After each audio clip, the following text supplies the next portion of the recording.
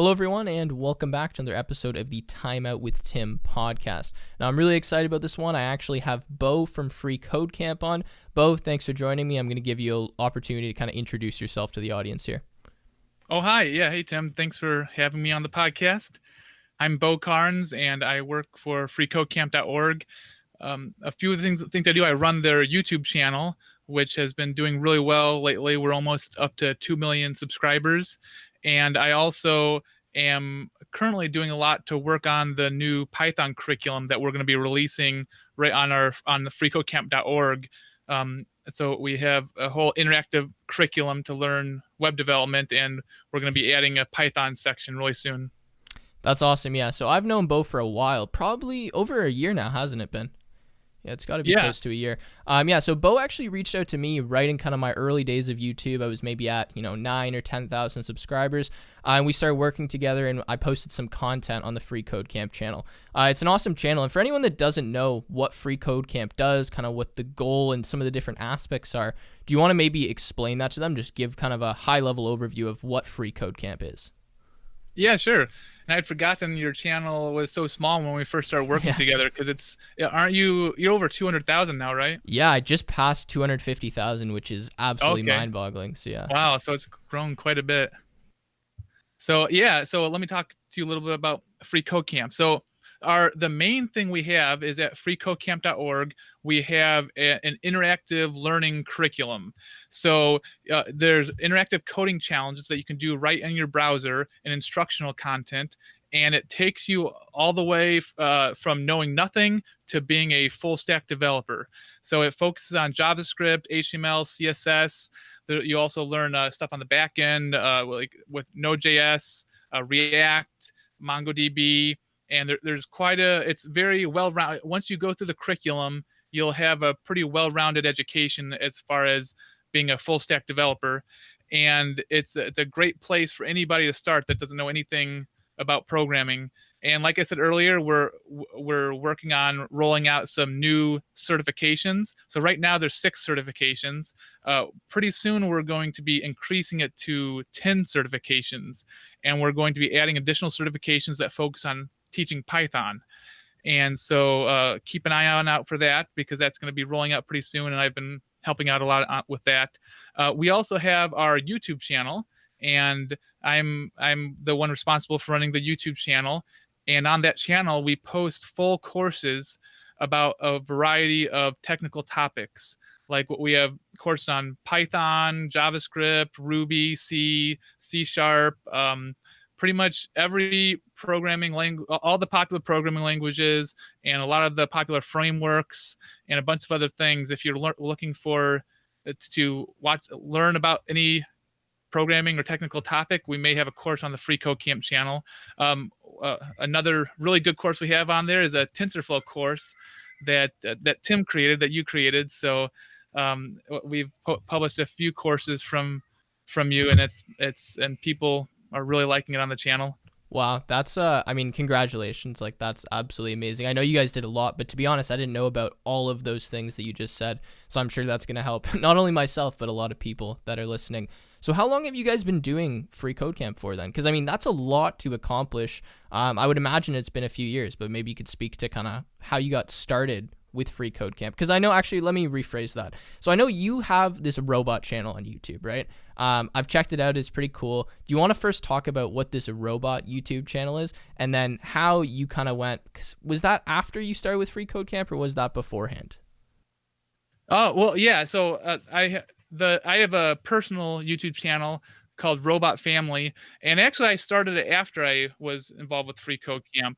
So do you want me to first talk about the robot channel, or do you want me to first talk about how I got involved with FreeCodeCamp? Yeah, sorry, I think I confused myself there, because I thought the robot channel was before FreeCodeCamp, but now that I'm remembering back, because we've talked before, I think you said something, and correct me if I'm wrong, where you had a personal YouTube channel where you were, posting technical courses, and then I guess, who was it, Quincy must have approached you, and then you got into FreeCodeCamp. So is that the correct storyline, and then the robot channel came after? So there's a lot of YouTube channels to remember.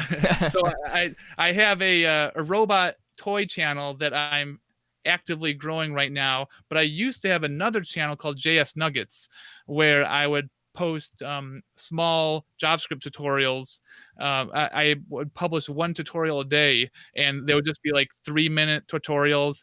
And I would try to wake up and get the tutorial done like really early in the morning before the rest of my family woke up, and with my kids and stuff. So, and it's so so how it kind of worked is I had my own YouTube channel called JS Nuggets, and I was posting these JavaScript tutorials, and I had already gone through part of the FreeCodeCamp curriculum myself, but I wasn't contributing anything to FreeCodeCamp. I just learned a lot by going through the curriculum, and I posted about my JS Nuggets YouTube channel in the FreeCodeCamp forum, and Quincy, who started FreeCodeCamp and runs it, saw that post and reached out to me about interviewing me about my YouTube channel on the FreeCodeCamp channel.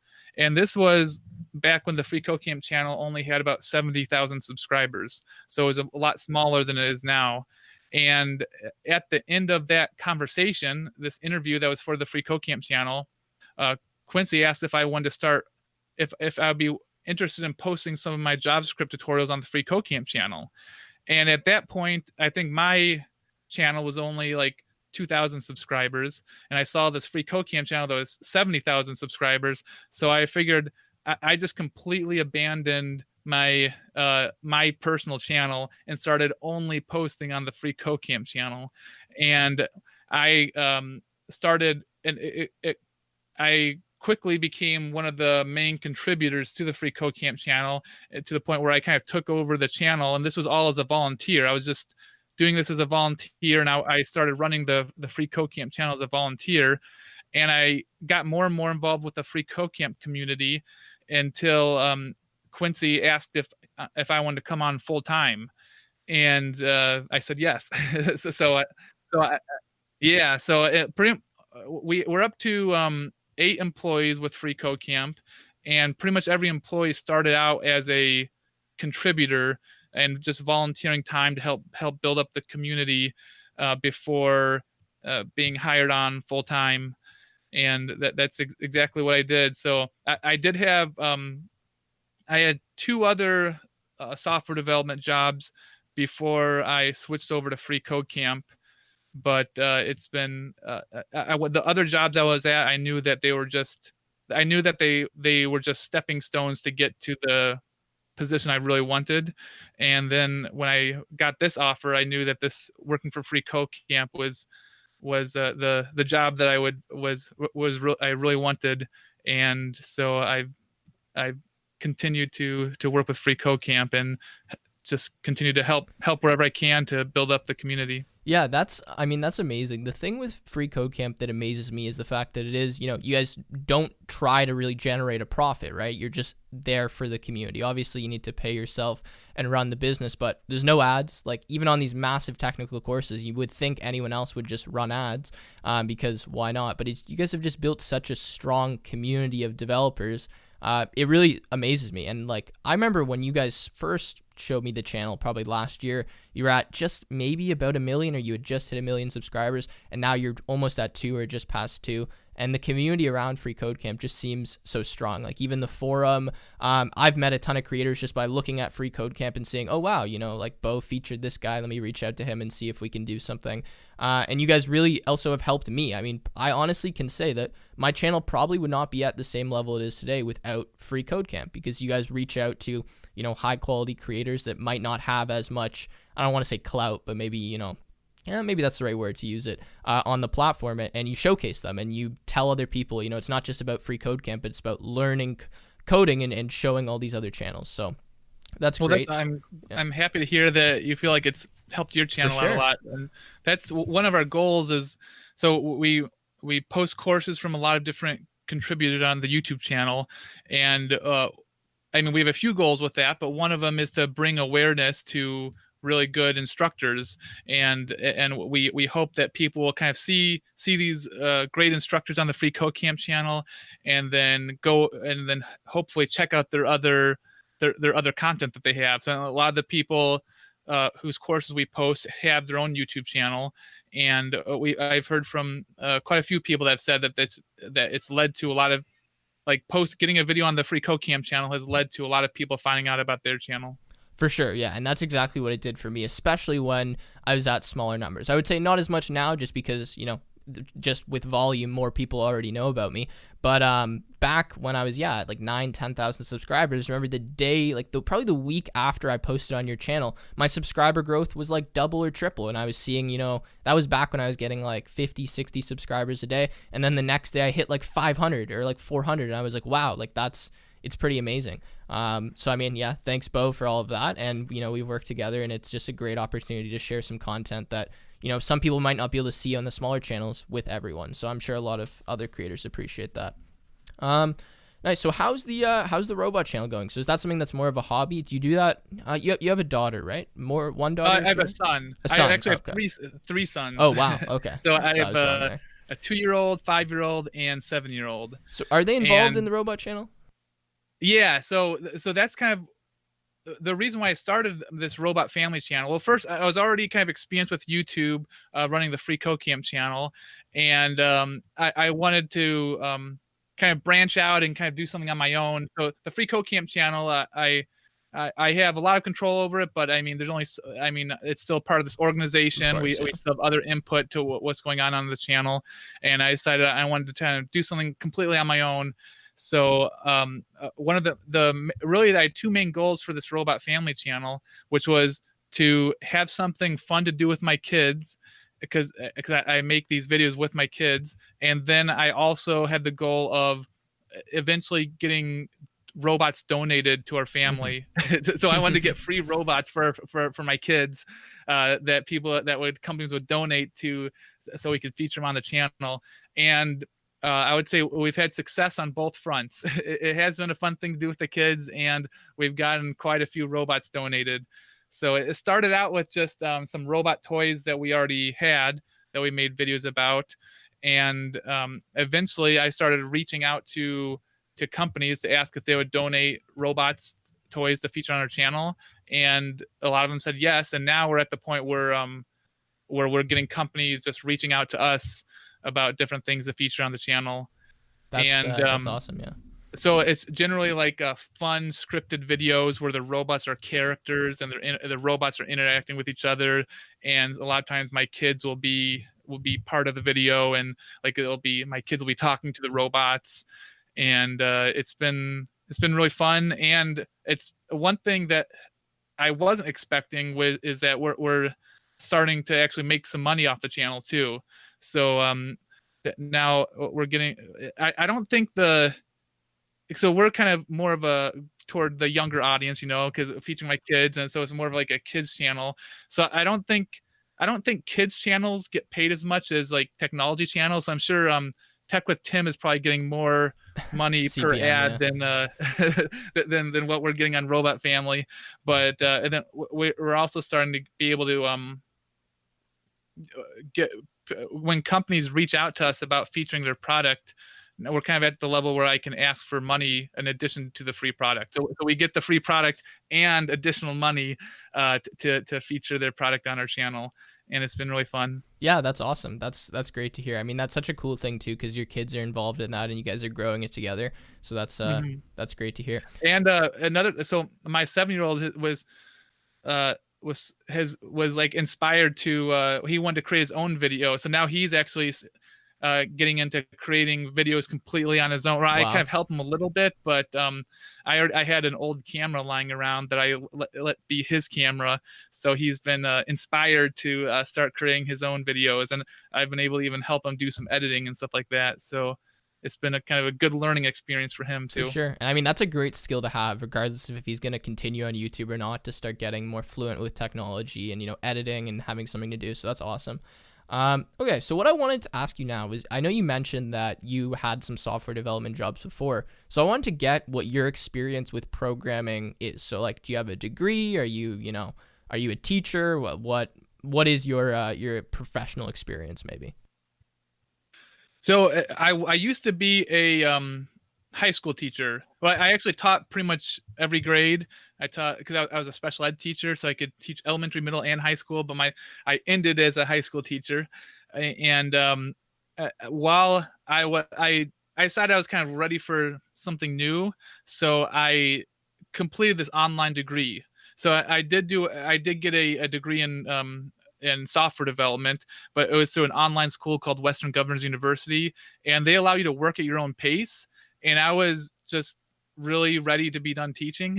I think I was kind of burnt out. So I was highly motivated to get this degree as quick as possible. So I did the whole degree in 6 months because I was so motivated. Because wow. with this school, as soon as you like pass the test, or as soon as you can work all the classes at your own pace, and as soon as you do everything you need to do for the class, you get to pass the class and go to the next class. So it's not, you don't have to, it doesn't take a whole semester. You don't have to wait to complete a whole class. So I had some courses transfer in since I already had the teaching degree, but I got through this whole course in 6 months, and I wanted to kind of continue to improve my skill and also build up my resume. And that's when one way I improved my skills was going through the FreeCodeCamp curriculum. And then one way I was trying to build up my resume was to start that YouTube channel, my personal YouTube channel. So I started that before I got hired. And then I started contributing to the FreeCodeCamp YouTube channel before I got hired. And my videos on the FreeCodeCamp channel ended up getting me an offer to make a video course for a software publishing company called Manning Publications. Yep. Yeah, I know Manning. So I created 2 courses for Manning Publications, that was kind of based on what I'd already done with FreeCodeCamp. And I think when I got my first software job, I was just almost done with my first course from Manning Publications. So my teaching year ended, and like toward the end of my last semester of teaching, I just started like looking for software jobs they could transition to right when the teaching year ended, and it really worked out. So I actually used a strategy that I had heard about of just when I went to get my first software job, I cold emailed a lot of software developers in the city that I wanted to work in, which happened to not be the city I was living in. I live in Michigan, okay, and we lived on the east side of the state at the time, but I knew that I wanted to move to the west side of the state to be closer to family. So I cold emailed a bunch of software developers in the city we wanted to live in, and just asked them if we could have coffee together. Wow. And I told them I was just wanted to ask them questions about the industry. And so then I would plan day trips over to the other to the city, which is Grand Rapids, and I would just have like meetings back to back. Like I would meet with 7 people in one day, and and I would just like ask them questions about the software industry, and just trying to kind of network and build relationships. And then it worked out actually. I ended up the job. I ended up getting multiple job offers at one time. And I think it was partly because of all the YouTube videos I had, this Manning publication course, and I had different things and I had some personal projects I developed. So I had all these things that I could put on my resume to show that I knew what I was doing. And so I was able to get multiple job offers. And one of the job offers was from a company that I got the job interview. Actually, I think it was 2 of the companies I got the interview because of just meeting with people like that. The job offer and the job I actually took, I didn't actually meet with the person, but then but it helped me negotiate for a higher salary with that person because I had these other job offers. And then I mentioned I had a second job before I was working with FreeCodeCamp.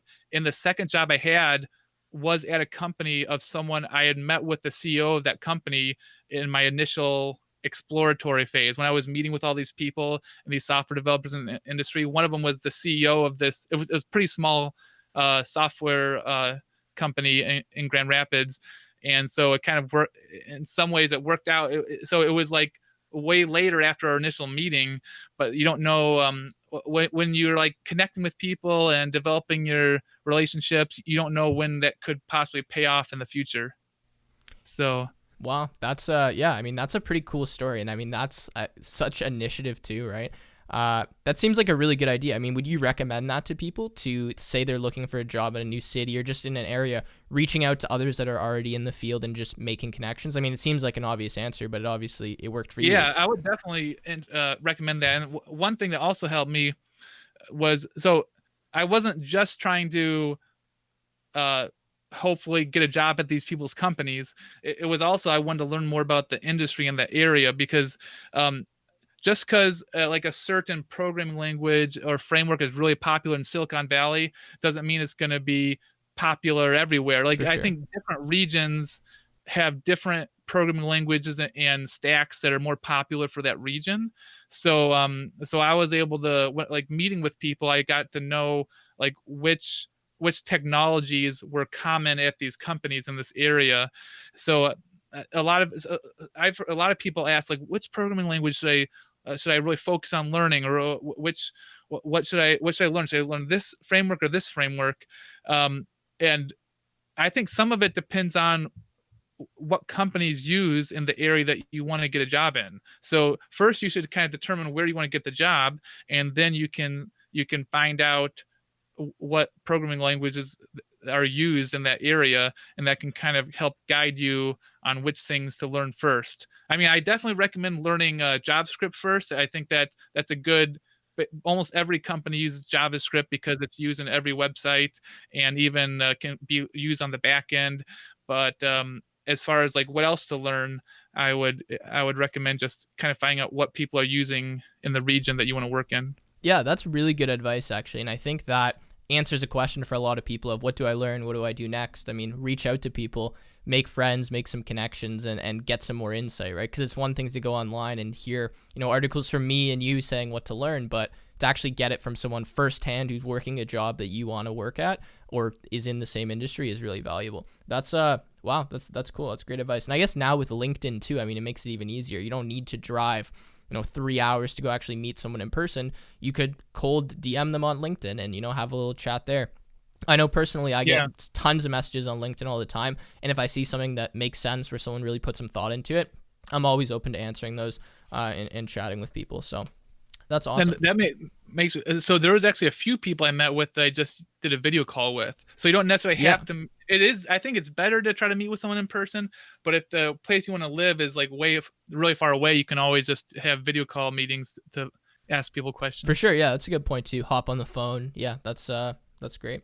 So I'm curious. So with all this COVID-19 stuff happening, have you seen an increase in traffic in FreeCodeCamp? I know personally, I'll speak from my experience with Tech with Tim. I was probably getting about between 50 and 60,000 views a day on the channel, and as soon as it kind of hit late February, early March, I noticed that almost doubled. I was getting like 80, 90,000. Some days I hit 100,000, and I can't help but think it's due to this pandemic. Have you seen that as well on the FreeCodeCamp Oh channel? yeah, we've actually seen the exact same thing on the Free Code Camp channel, where um, we have between like 50% to 100% more views per day. Wow.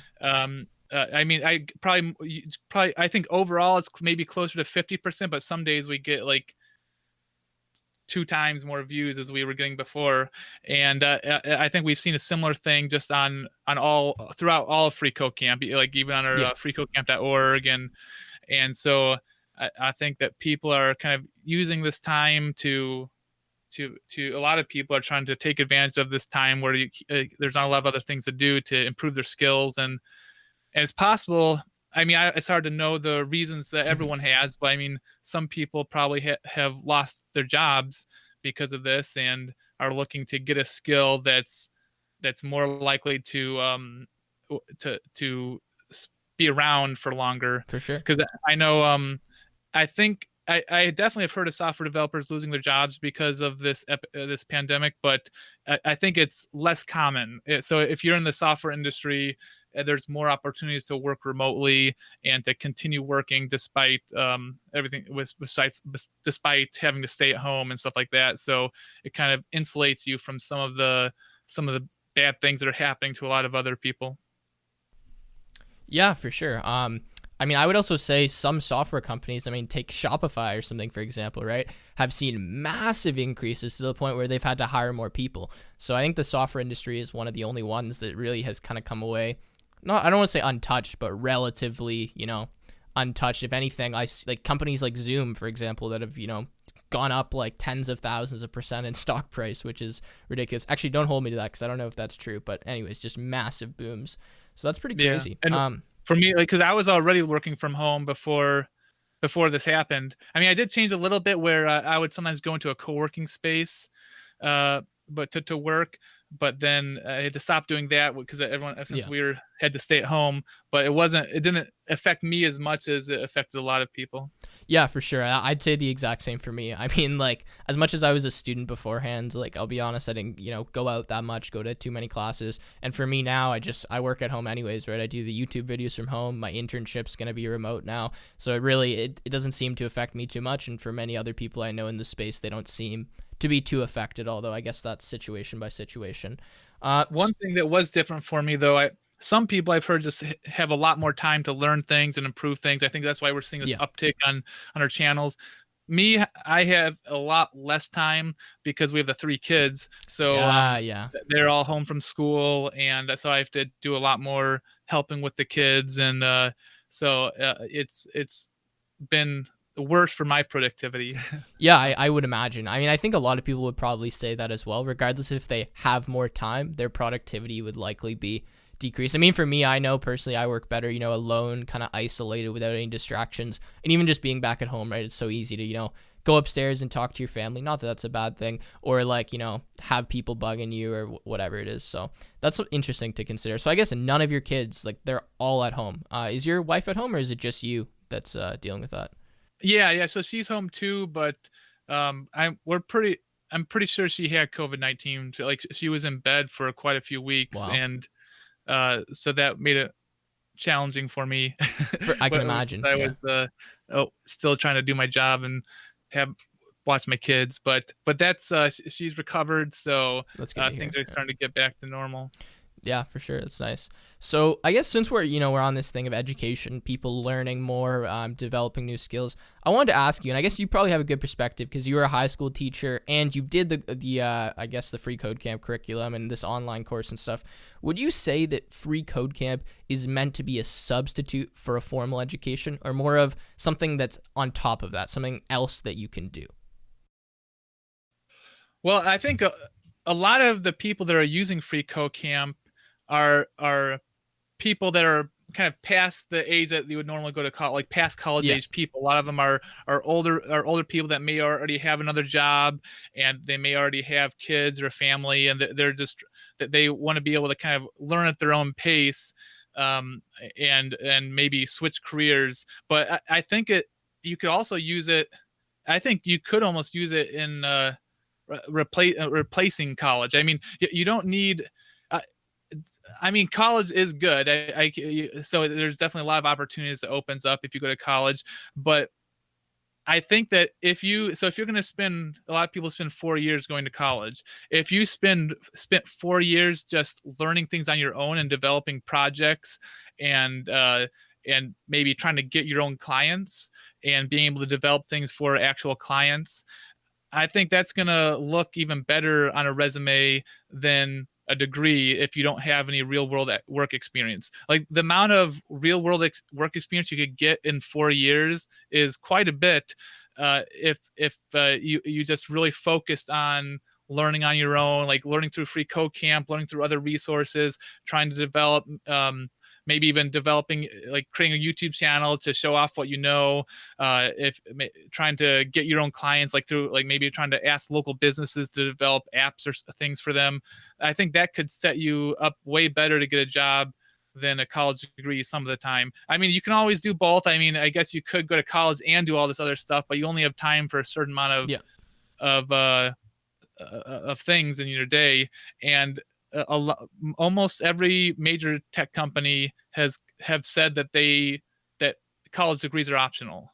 Like Apple, Google, they're all saying that we're mainly looking for what you can what you can do and what you can produce and what you know. And I mean, it's always gonna, like, if all things being equal, if two people have projects that are just as good and one person has a degree and the other person doesn't, I mean, the person with a degree is going to be able to get the job. But there's still a lot of opportunities for people to learn what they need to know to get a job without getting a college degree. Yeah, I 100% agree with that. Going back to one of your earlier points, what I usually say is, if you have the opportunity to go to college or university and, you're not going to be going into crazy debt, it makes sense for your situation, I would recommend you do that. But I also don't think that it's, a gatekeeping thing. If you don't go, so long as you're willing to put in the time you would have put in if you had gone, working on other things, like you said, getting clients, a YouTube channel, projects, building those skills, I think, again, agreeing with you that you're probably going to be even more set up. I know personally myself, I'm kind of, an exception. I'm someone who's doing both. I'm in university and I have this YouTube channel and the podcast and all of that. I'll say I've learned a lot more on my own than I have in university. And in fact, there's some things that I learned before university, and in Canada we call it university, so that's what I'm probably going to keep saying. There's a lot of things I learned beforehand that, we don't even get taught. There's a lot of industry level skills that just aren't even shown in university. And it's kind of like you go through university, yes, you're going to learn a lot, but there's also going to be a ton missing that you're going to have to do either way. So I think that's an interesting insight. But I'm curious. So, yeah, when I got my first software job, most of the skills on that job were stuff I learned independently of this degree.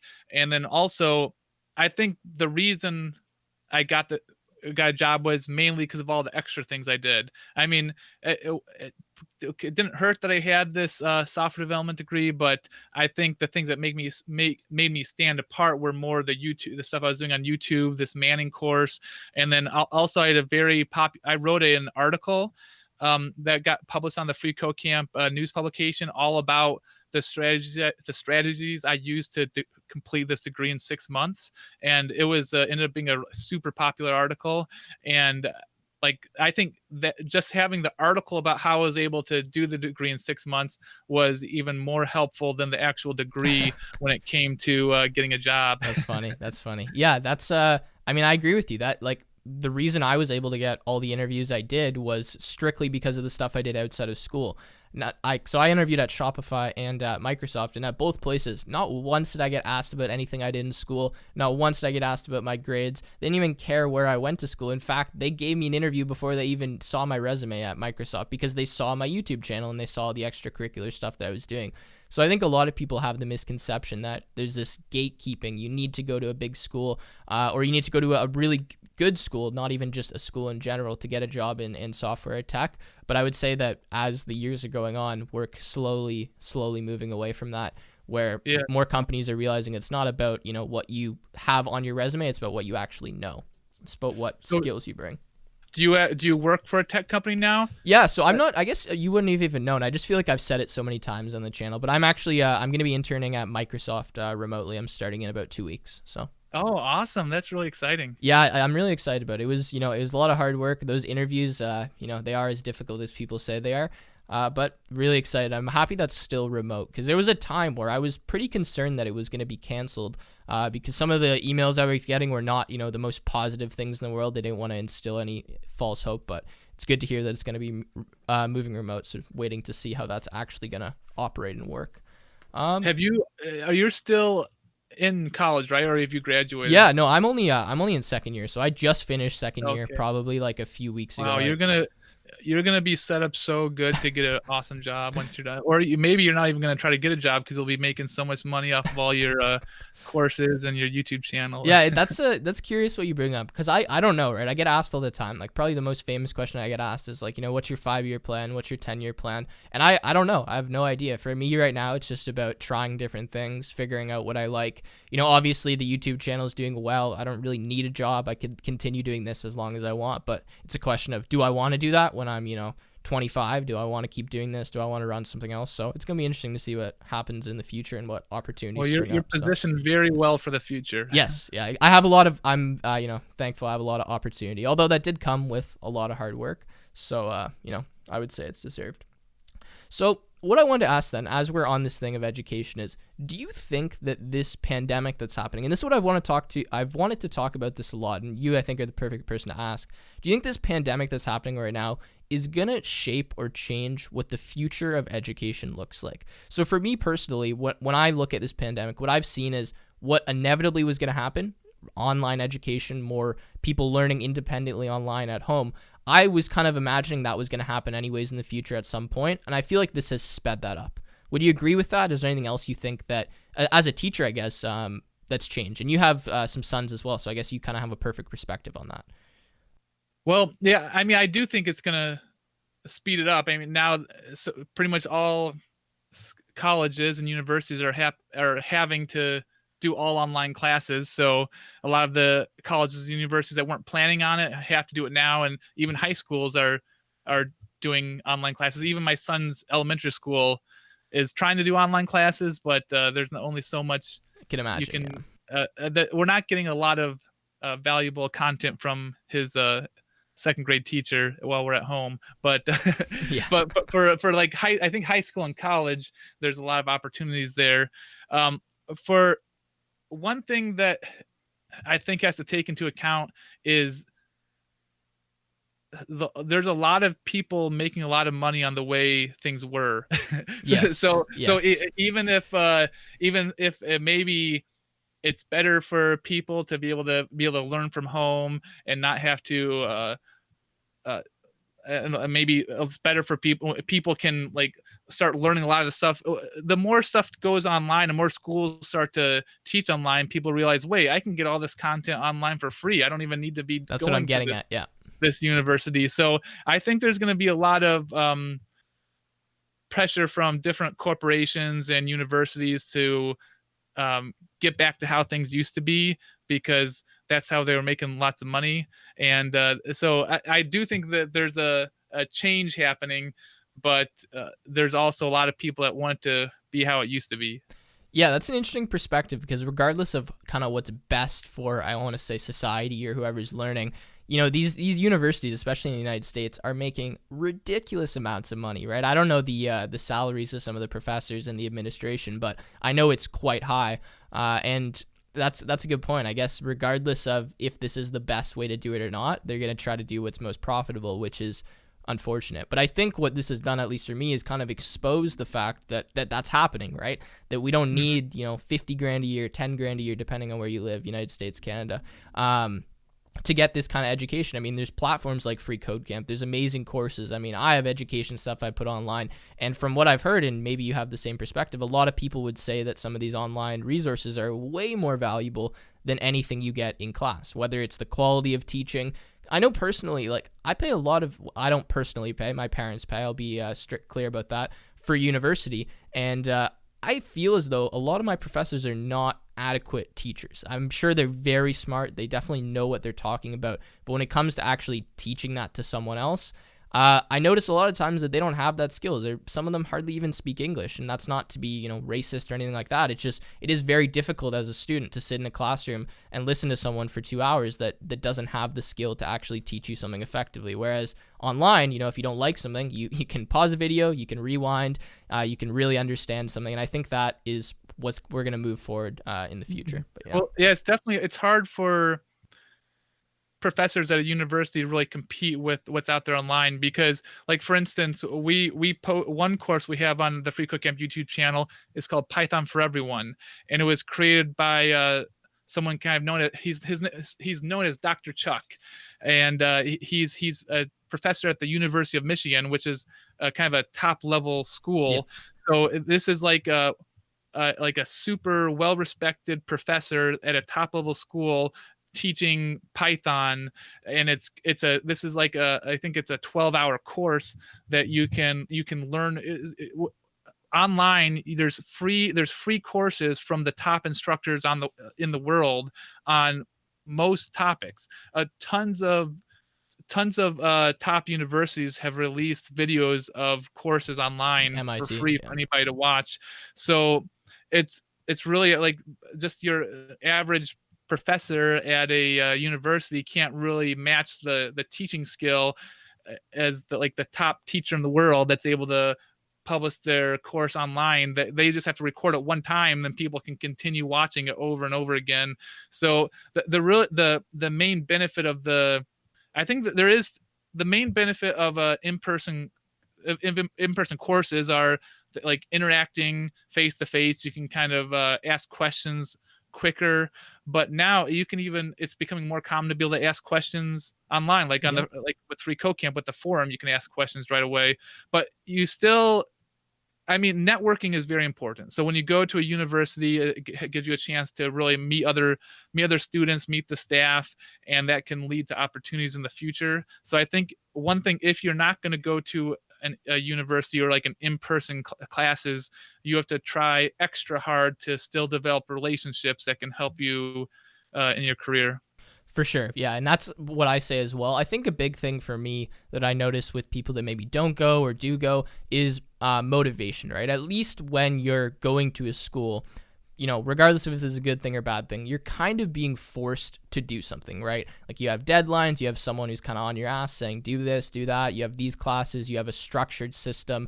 Whereas if you don't go and you're not enrolled in some formal education, you kind of have to take that all on yourself. And I think a lot of people don't appreciate that a structured learning environment, regardless if you can find the information online or not, is really helpful to a lot of people because they might not even know what course to do next. They might not, for me, the example I always use is, let's say I didn't go to university. I'm sure I would be fine, but would I learn these fundamental math skills that I'm learning in university? Probably not. And that's not because, it's not that I didn't want to learn them. I probably just wouldn't even know to go do that, right? And the socialization is a great thing too. Some of my best friends I've met in a university campus. There's people that I'll know for a lifetime that I've met on campus that have really, changed my life. And you can't get that if you're just, sitting in your basement coding the entire time. Well, I'm sure you could if you go out and do that, but it is a level of initiative that you have to take upon yourself that I don't think everyone does, right? So. Well, yeah, I met my wife at my in-person university, so yeah, exactly. There's a lot of good things about going to an in-person place and meeting people, but I think that you can find ways to supplement those things if you try hard enough. Yeah, and that's what I'm trying to get at is like, university is not necessary, but if you're going to decide not to go, I think you have to at least have the understanding that there's some things you're going to have to take on yourself, some initiatives you're going to have to do that otherwise would have kind of just already happened without you having to really think about them.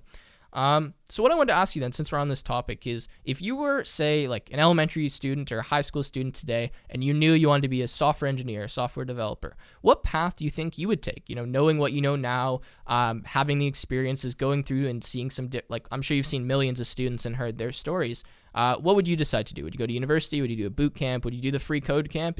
What would your path be? Well, yeah, personally, I was kind of late to start because, like I said, I'd already had another career. Actually, I had 2 careers before I went to software development. But if I knew when I was in high school that's what I wanted to do, and I guess knowing everything I know now, I probably would try to do it on my own first. As far as I would probably say, I'm going to take maybe 2 years before I start a university course just to see what I can learn on my own and what I can develop on my own. And then after the 2 years, if I felt like I was really, I would kind of reassess after 2 years to see if was I able to kind of develop my resume and build up things that a potential employer would want. And if things were going well, I would probably just continue that. So I don't think I would recommend people start with the 4-year university. And I guess another option would be, and you can also start at a community college, which is going to be a lot cheaper to start out at. And it could kind of, like starting at a community college would kind of still get you start earning some credits, but it wouldn't cost as much. And then maybe you would still have a lot more time to be able to learn on your own.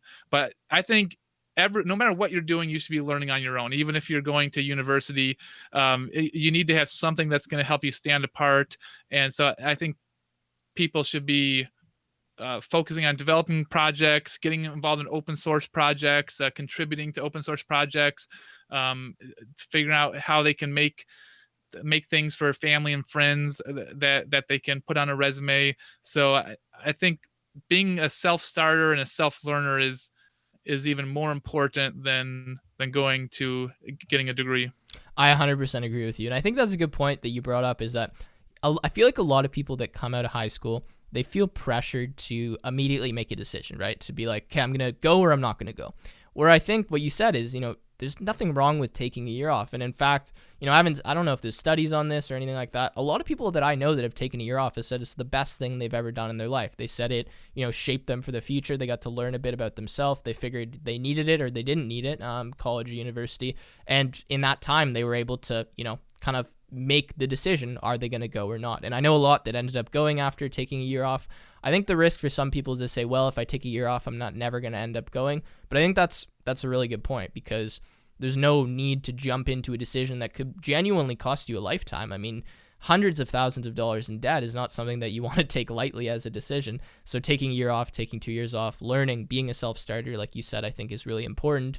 And that's what I've realized too, is that even when it comes to school, I still have to be a self-starter if I want to learn things, because, I don't end up going to a lot of the lectures, which means I kind of have to teach myself that. And that's a skill that fortunately I've developed, is being able to kind of teach myself things, find resources online. And I think as a software developer or software engineer, that's a really important skill to have, to just be able to learn, right? I think a lot of people need people to kind of hold their hand and walk them through things, where if you can develop the skill of being able to teach yourself really early on, that's only going to help you, especially as a software engineer, where the career is kind of committing to lifelong learning, right? Who knows what the next big language is going to be? In 10 years, Python might be obsolete. I might have to learn something new, right?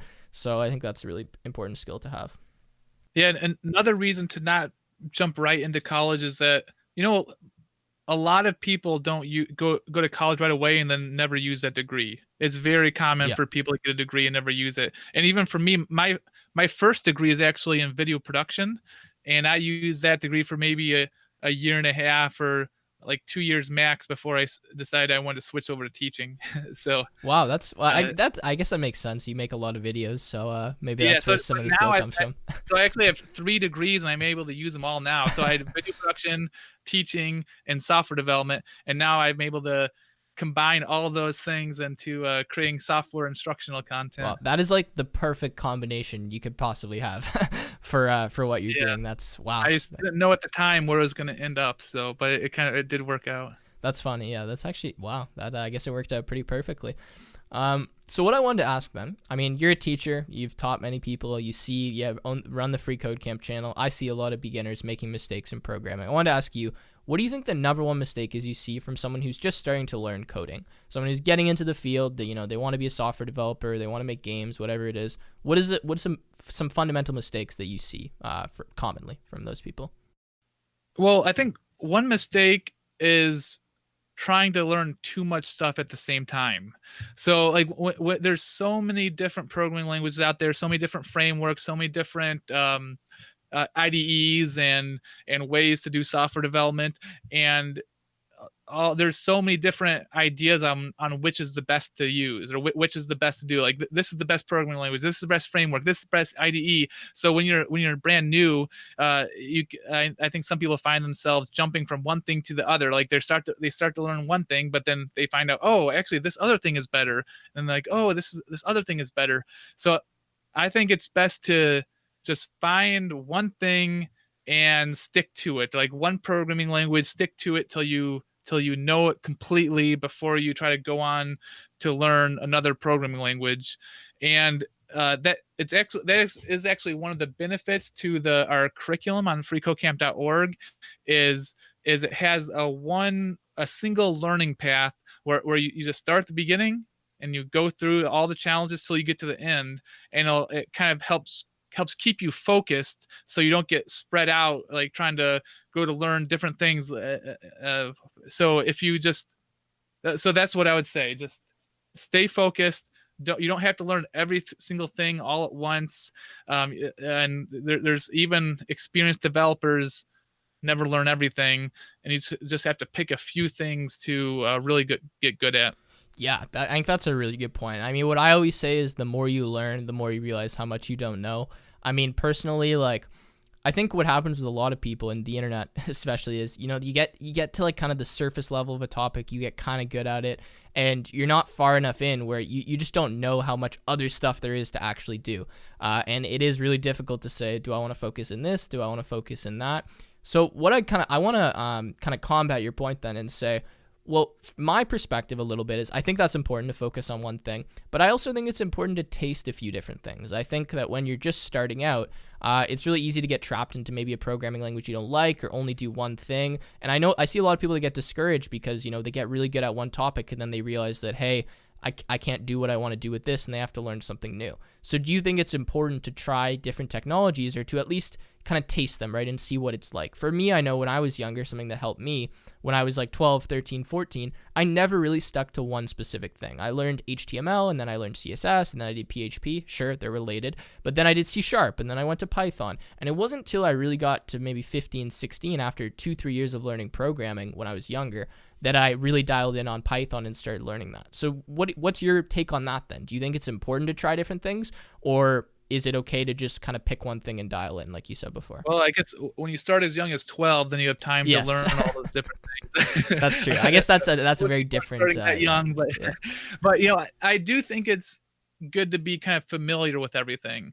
Like one thing I did when I was first learning about software development is I just listened to a bunch of software podcasts. Mm-hmm. So that I just found lots of different podcasts on lots of different software related topics, and just listening to the people talk about different things, and a lot of the things I didn't even know what they were, but through enough exposure to these different concepts, I started to kind of get a good feel for kind of the layout of the software industry and all the different things that are out there. So I do think that I think there's some truth to that. It's good to kind of know a little bit about everything, because when people talk about like a framework or a programming language or a topic, it's good to kind of at least have some sense of knowledge of what they're talking about.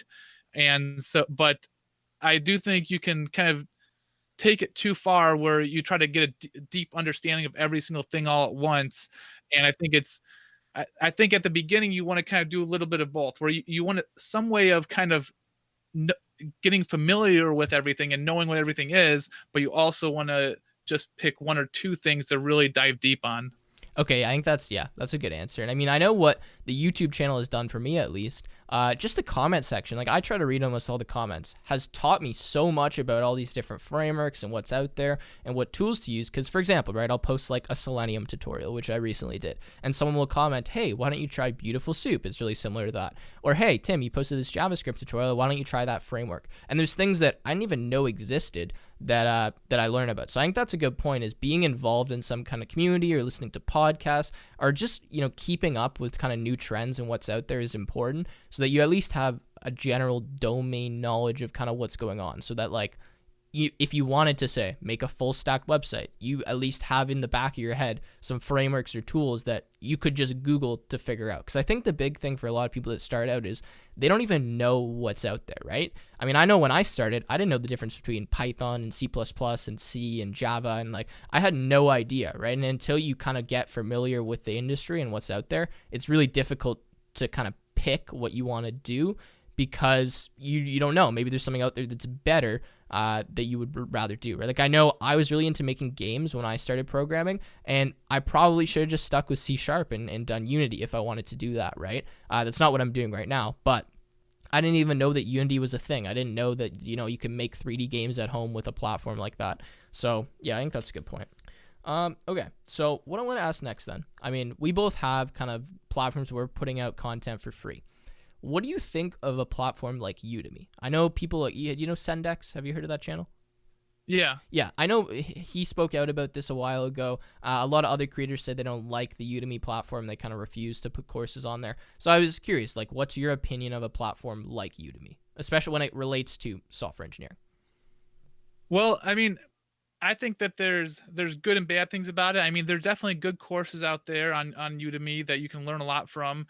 But one thing I think you should always check first. So a lot of the top courses on Udemy, we have free courses on the FreeCodeCamp channel on that same topic. Yeah. So there's a lot of free content out there that's actually high quality content that's that could be just as good as some paid content.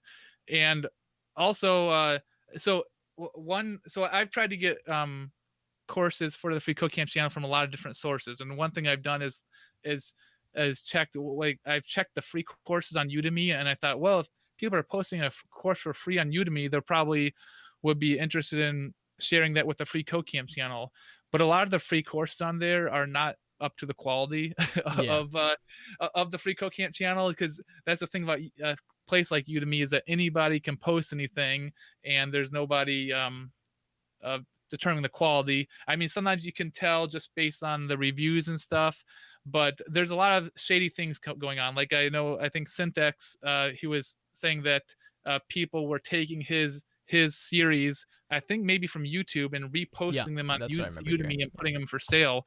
And Udemy doesn't seem to care that much about that. The company as a whole doesn't seem to be that concerned about plagiarism, because they still get money either way. So I don't think it's the best company.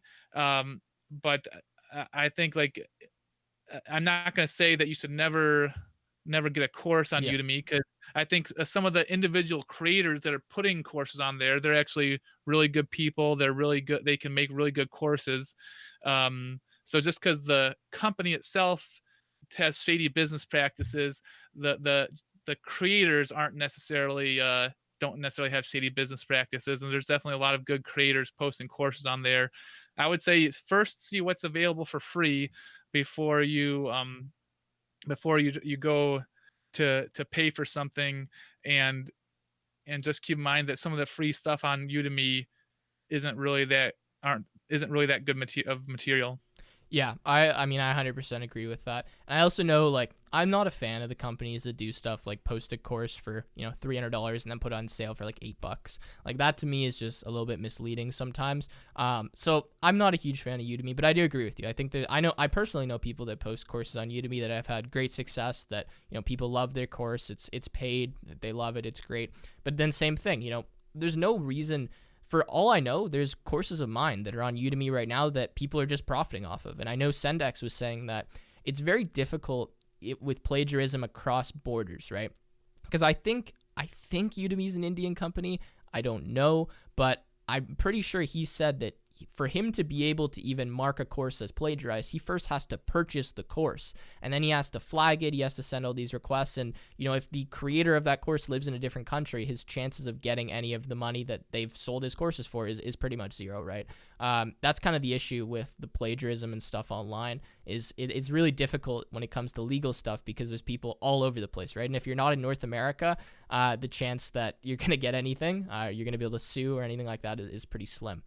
So, yeah, I don't know. I think a lot of people, immediately go to a paid platform. They don't even bother looking online for free. When I can honestly say, like, I've had people comment, I'm sure you've seen them, hey, this course is way better than the one I did on Udemy, and it's free, right? So I would just recommend to anyone who's thinking about purchasing something on there, like you said, do a little Google search around a bit, spend half an hour, see if you can save yourself some money and find it for free online, because chances are you'll be able to find it for free, and it might even be higher quality content. Yeah, I think some people think that if it's free, it's going to be low quality, but that's not necessarily true, because there's plenty of people that have motivations besides just trying to make money that still want to create good educational content. 100%. I mean, I think the big reason a lot of people start YouTube channels is also just their resume, right? Like what you were saying. They're not in it to genuinely make a profit. They're in it to help them get a job or to share their knowledge. People do actually have good intentions, believe it or not. So, so yeah, that's possible.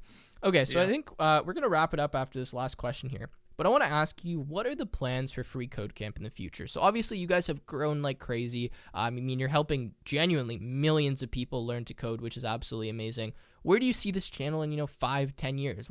Is there any big plans, anything you guys are thinking about doing that you want to share with us?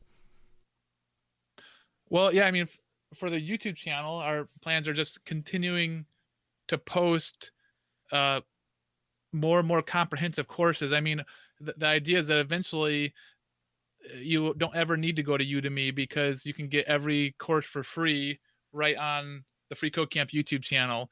So we want to just continue to expand with more and more content, more and more in-depth courses on every topic on the YouTube channel. I suppose people will be like, other people making courses may not like that, but the truth is, one thing we recommend is that you need to learn from multiple sources. For Just sure. because we have something on the Free Code Camp channel that's a really good course doesn't mean you shouldn't also watch this course on this other channel, or also watch this course, maybe a Udemy course, because to really understand a concept, it's really good to get multiple perspectives on certain concepts, and hear people, because every instructor explains in a slightly different way, and that connects, and their instructional style will connect with different people. So one person trying to learn would learn best from one instructor, another person may learn best from another instructor. So hopefully people don't look at Free Code Camp as competitors. We're just all trying to provide great content, and just because our channel has a course doesn't mean it makes it so your course isn't going to get a view, because hopefully people will be trying to watch both courses, or all the courses, to learn as much as possible. And as far as the Free Code Camp organization, with the other things that Free Code Camp is doing, we one thing we just started new with the YouTube channel also is doing summits. So we just on May 1st, we had a summit on the YouTube channel, where some of the Free Code Camp staff, including me and Quincy and some other people, shared about upcoming features on Free Code Camp. And we talked about the YouTube channel, we talked about Free Code Camp news, the forum, and then also we talked a lot about the upcoming Python curriculum. Yeah.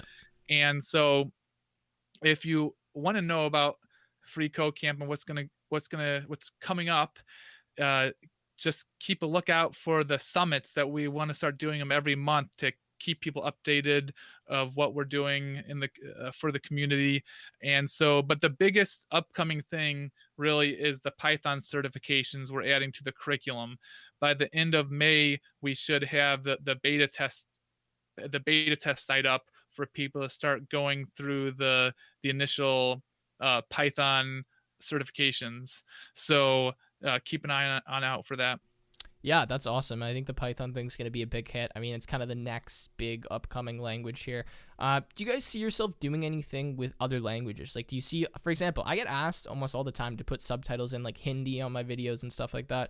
Do you think you're going to keep it English, or do you see a possibility to Free Code Camp branching out to other languages in the future, like, speaking languages? Yeah, well, so for the YouTube channel, we do have subtitle. We're always trying to get contributions of subtitles in different languages for the video. So some videos have subtitles in other languages that people from the community have created. So we're always we appreciate that. And then